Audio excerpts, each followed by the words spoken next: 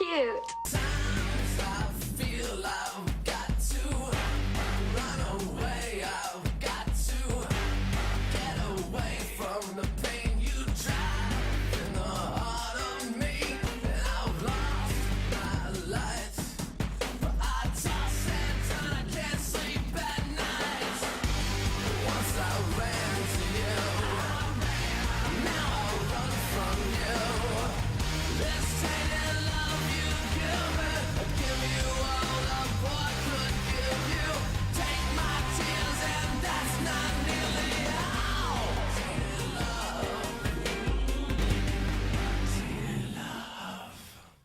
Before Scream, before Deadly Friend, and before Nightmare, well, the first one, Wes Craven gave us Swamp Thing. Yeah, Wes Craven wrote and directed a comic book movie. Now, I'll be honest, I'm not very versed in the lore of this character. Not that I don't read comics, I've just never read any of this particular comic, and strangely enough, Wes Craven hadn't really either. He never really read comics as a kid because, as he put it, comics were just another thing banned by the church. However, while Craven wasn't too familiar with the character, a title called Swamp Thing seemed right up his alley. So, I managed to seek this film out, and honestly, it's great. For the first half, because sadly the second half of this movie is fucking terrible. Yeah, I really wish I didn't have to be the one to say that, but the second half of this film goes so far off the rails in some areas, and it's a shame because, again, the first half is pretty damn awesome. It has a cool setup, likable characters, and an interesting environment, but something about the latter part of this movie just felt so unashamedly lazy. And when I was done watching the film, I said, okay, there's gotta be a reason for this. Like, there's no way Wes Craven went off the rails this much without an explanation. Well, upon doing research, there was a good reason for it.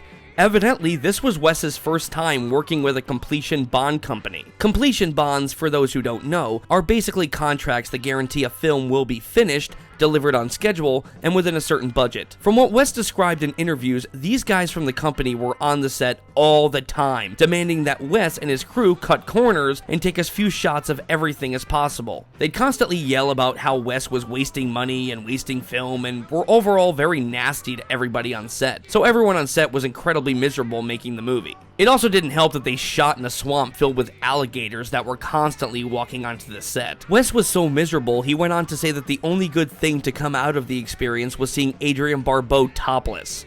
And yeah, that's a pretty good thing. With that said, all of these production issues with this Bond company mercilessly show on screen, especially in the second half. Okay, so what's the story here? Alec Holland is a DC Comics doctor who is trying to combine plants with animals.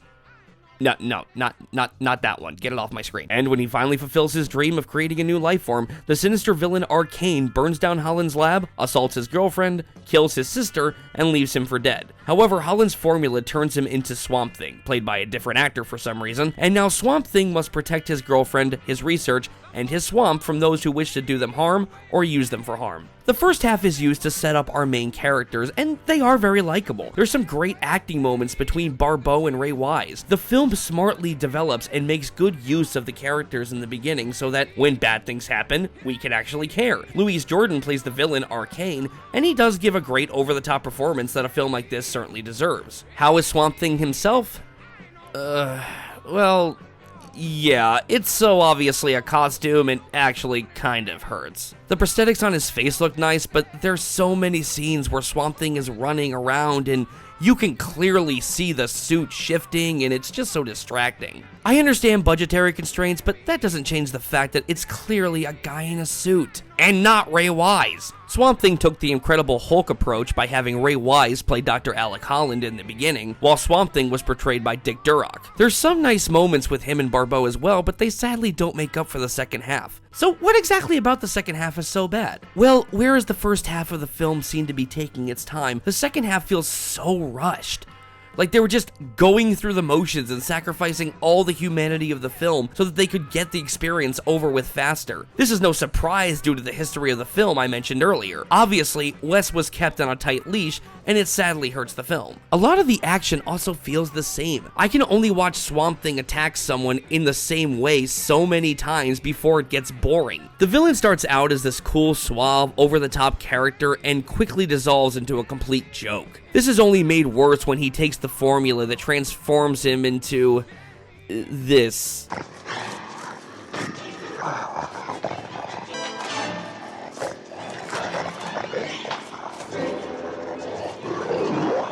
It's Man-Bear-Pig! I told you it was real! Yeah, what the fuck is that? I don't care how low budget the film is. No one can look at this thing without laughing their asses off. You just can't. Then the movie doesn't really end, it just sort of stops. He beats the villain, has a quick exchange with Barbeau, and walks away. That's the end.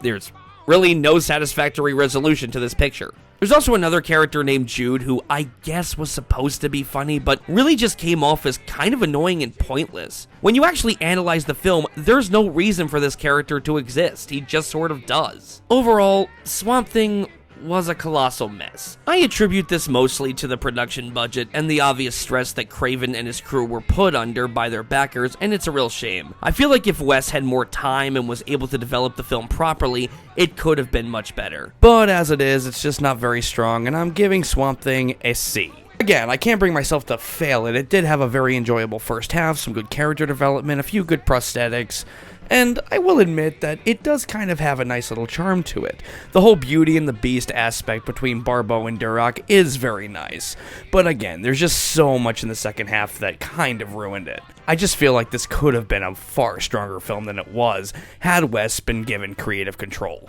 But don't worry, Wes Craven fans, Wes Craven would certainly make worse mistakes down the line.